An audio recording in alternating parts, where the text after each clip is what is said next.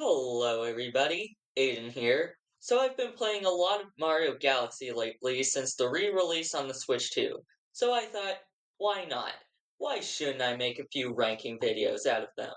And that brings us here. My ranking of every galaxy in Super Mario Galaxy, one specifically. Better buckle up because this is gonna be a long one with a lot of bad galaxies along the way. I guess I'll have it be known, this is my opinion, and I personally don't find most of the bigger galaxies bad. On that note, and the crown for my least favorite galaxy in the entire game goes to Sea Slide Galaxy. I think this is single-handedly the most boring galaxy in the entire game. I guess I'll start with the pros. Um, I like the Orca guy. I think the galaxy makes a good racetrack. Now for the cons. Every star is either the most mind-numbing feeling you're ever gonna have, or a boring race. I'm not really gonna get into the prankster comments today, but I think it's gonna be obvious which one would be very close to last place. Well, good job, Slingpod Galaxy. You avoided being last place. Not because you're better, but because I actually feel something when playing you. And that feeling is absolute agonizing torture. Is there anyone who actually likes Slingpod Galaxy? I find the Slingpod mechanic absolutely terrible and unforgiving, and as the name suggests, that's all this galaxy is.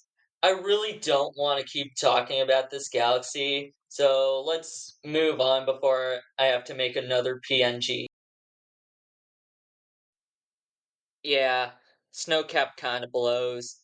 It's hide and seek with the rabbits. I find it kinda just boring, and the whole shtick is really uninteresting compared to other galaxies. I never really found this galaxy a problem, though. Hurry Scurry and Flip Switch don't really have much to say. Hurry Scurry is a little bit worse. You run around a disappearing planet collecting notes. It's really not that interesting, and it's really not easy to die on.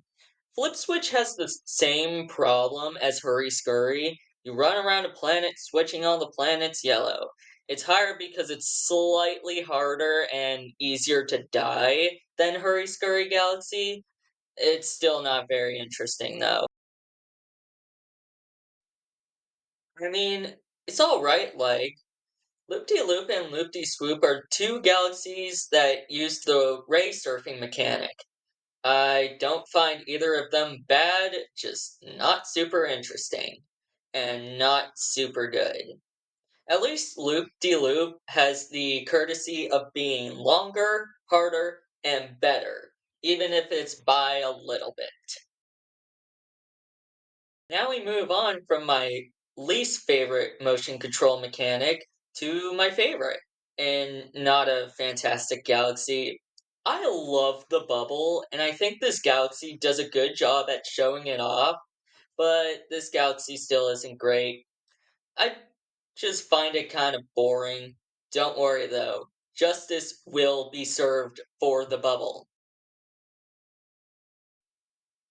I don't really know what to say here. I kinda completely forgot this was its own galaxy before playing through Mario Galaxy again, and it's alright. Killing the eels with the shells is a decently fun thing to do. Aside from that, not much else to say here. Man, why didn't we get more of this concept? That's something we should get if they decide to make a Galaxy 3, a one and done level that uses a variety of different power-ups. Oh yeah, Sand Spiral. It's fine. I really don't have much else to say here. And here we have another use of the Boom Mushroom, and this race is miles better than the one in Ghostly Galaxy. I find this more fitting, racing the Spooky Speedster as a Spooky Speedster. it's also fine. I don't have much else to say about this galaxy either. Know, it's been a while since we've done a full-on galaxy. It really goes to show how good all the full galaxies are in this game, except you. And the least good goes to Dusty Dune. I guess it's a boring desert level, but that's not really why I dislike it. I find the first and final stars in this galaxy quite enjoyable. All the other stars are not. The second star is such a slog to get through. The Hungry Luma star is really boring, and the hidden star with the bullet bills is one of the most infuriating stars in the game. As much as I enjoy the first and third star, everything else is pretty bad. King Caliente fight is cool, and the level before it's fun too. I'm really running out of ideas to say about these one and done galaxies, but holy hell, this boss fight is awesome and is a great first final boss for the game. It definitely makes great use of platforming and strategizing. What can I say that hasn't been said before? Honey Hive feels like the most mediocre galaxy in the entire game. It has a lot going for it. It's got a fun boss fight and a few fun stages, but there's one aspect that drags the entire galaxy down: the bee mushroom. The bee mushroom is my least favorite power up in the game. It's just way too slow and boring to use. And the fact that this whole galaxy relies so heavily on the bee, that kind of sucks.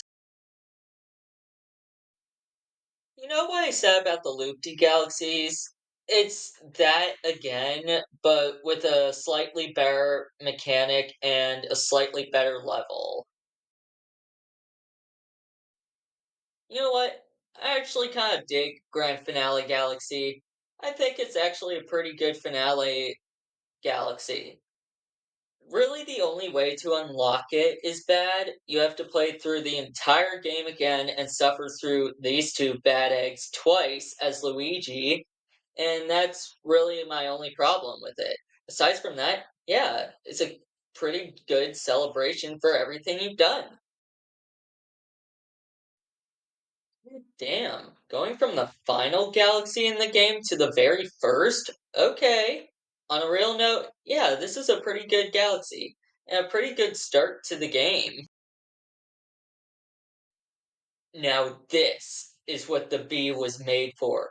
This is definitely one of the better and more fun one and done galaxies, and easily the best use of the bee. I actually really like climbing up this sticky wall, and it's decently fun to see how far up you could get before needing to. I actually don't have very strong feelings on the Bowser levels.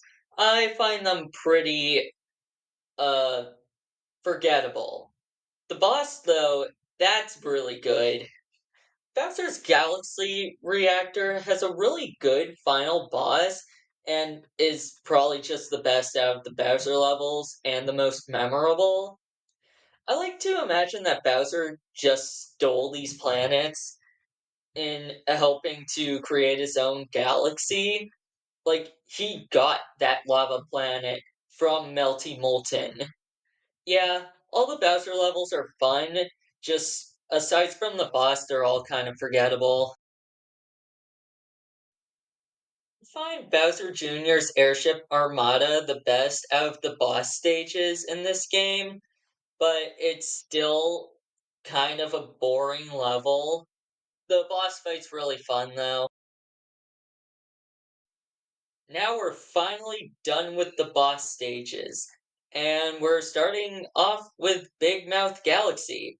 Big Mouth is pretty alright, and also a little bit goofy. I like how you could just skip the entire shard collecting section by just performing a wall jump, and Captain Toad was a good surprise in the chest. It's been a while since we've had one of the big boy galaxies, But now that we've dealt with most of the smaller galaxies, the big ones will be more frequent, starting with space junk.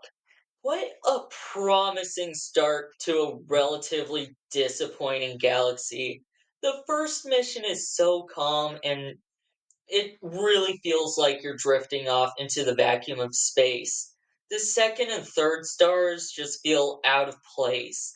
I enjoy the second star and the boss it comes with, but I've already talked about how I dislike the sling pods and find the boss underwhelming for the third star. Aside from those, this galaxy's first star is a huge saving grace. Found Beach Bowl kind of fun, but not super fantastic.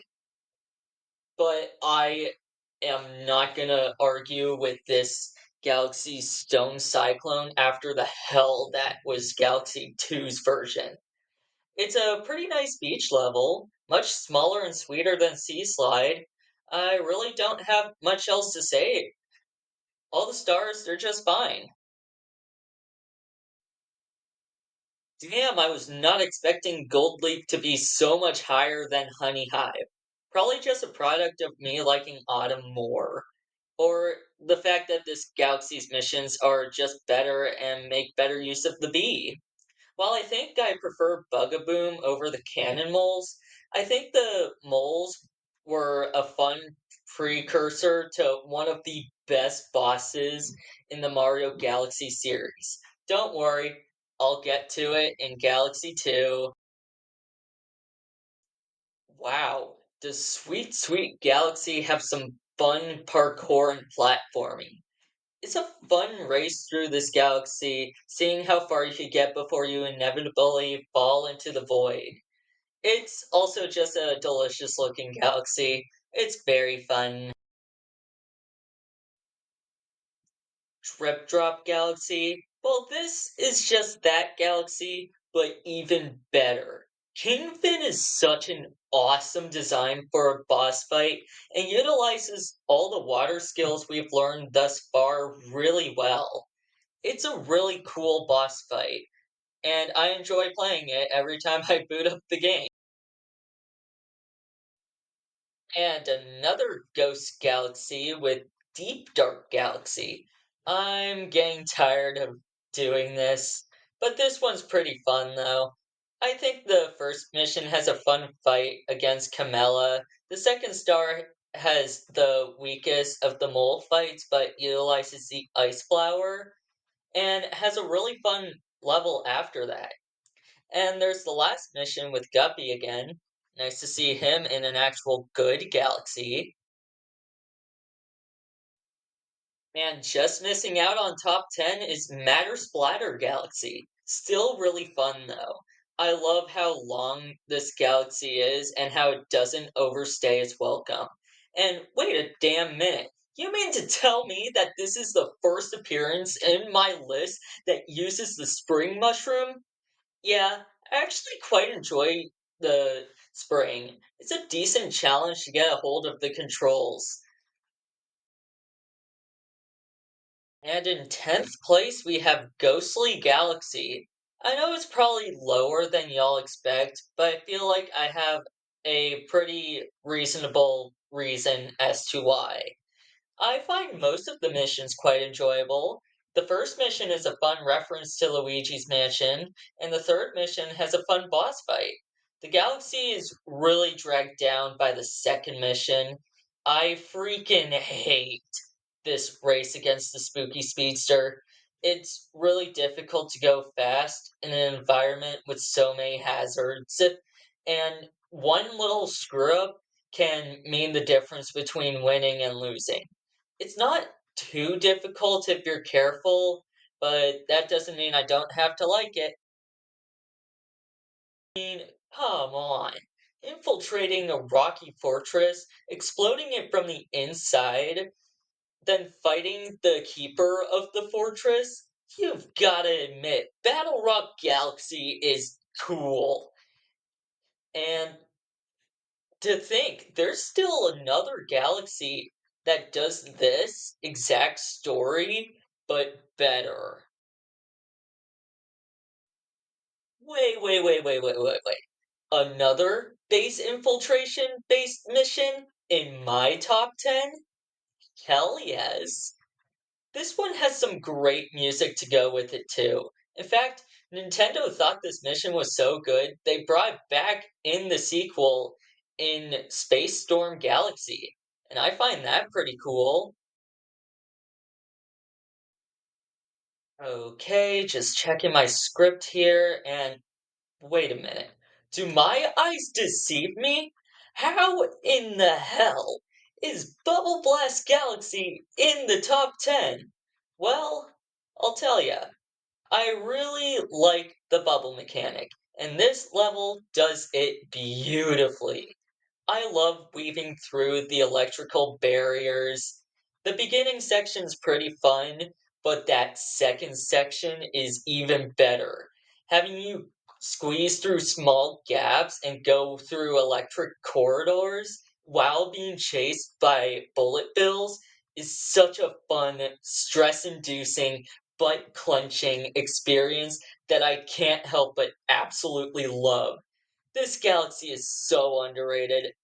And with that, we're done with all the single star galaxies. Only the big guys from here on out.